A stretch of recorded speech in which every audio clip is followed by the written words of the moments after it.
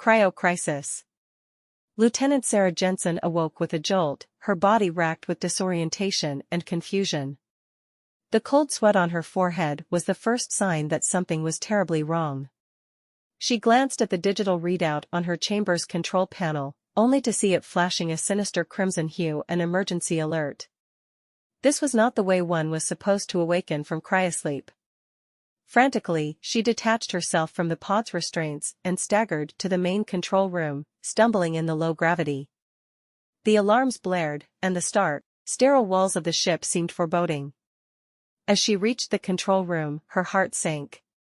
The room was bathed in an eerie, dim red emergency lighting, and the console screens showed a catastrophic array of errors. "Computer, status report." Sarah cried out, her voice shaking. But the computer remained silent, dead or unresponsive. It was as if the ship itself was holding its breath, waiting to reveal the horrors that had befallen it. With a pounding heart, she forced herself to investigate further. The main corridor outside the control room was dark and eerily silent. Sarah grabbed a crowbar from the emergency toolkit, and with trembling hands, she began to pry open the sealed door. It creaked and groaned, releasing a hiss of air that had been trapped inside. As she ventured deeper into the ship, she noticed the unsettling silence. No hum of engines, no soft beeping of equipment, just the echoes of her own footsteps in the dimly lit, deserted hallways. She couldn't shake the feeling that she was being watched, that something malevolent lurked in the shadows.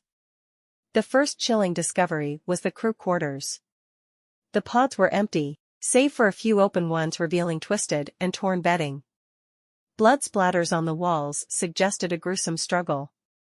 There was no sign of her fellow crew members, just eerie stillness. Sarah's heart raced as she pushed further into the ship, compelled by an inexorable need to understand what had happened. The ship's armory held no answers, only missing weapons and spilled ammunition. It was as if a war had taken place on board.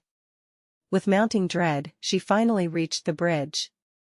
The captain's chair was vacant, and the main viewport displayed a nightmare. The other half of the ship was gone, replaced by a swirling debris field, shards of metal, and frozen bodies suspended in the void of space. The realization hit her like a sledgehammer. They had been torn apart, their very vessel sundered. Sarah felt a pang of despair. She was alone, stranded in the cold, unforgiving vacuum of space.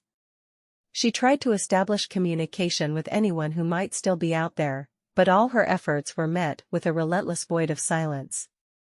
Days turned into weeks, and Lieutenant Sarah Jensen clung to her dwindling supplies and waning hope. The ship's basic life support systems offered a meager reprieve, but she knew that her days were numbered. She couldn't shake the feeling that whatever had attacked her ship was still out there, waiting, watching. As her rations ran low, and her isolation grew unbearable, Sarah Jensen faced an inevitable, harrowing fate. Her story would remain untold, lost among the stars, a testament to the horrors of the deep, cold abyss of space.